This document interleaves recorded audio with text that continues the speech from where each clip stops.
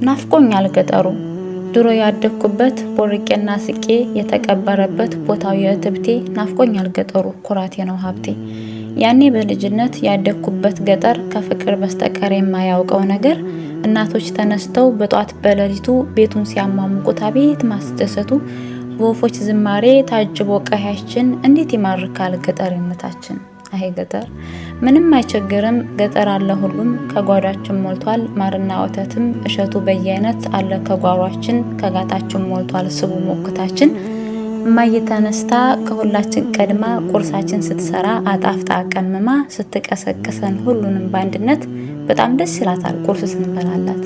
አይማ በጧት ተነስቼ ላሞችን ሳጣባ ተሸክሜ ሲሄድ ወተቴን በቃባ ከብቶችን ከበረት ፈትቼ ሁሉንም መዋጮ ይዤ ሳግጣቸው ሳሩን ፍየሎቹን ከጋጥ ወደ ዱር ስነዳ እማዬ ስትሰጠኝ ምሳዬን ከጓዳ ሁሉንም ሰብስቤ ወደ ቤት ሳመራ እማ ስትጠብቀኝ በሳቅ ተውባ አምራ። ምንም አይረሳም ሰፈሩ መንደሩ አይቀርም መሄዴ ናፍቆኛል ገጠሩ።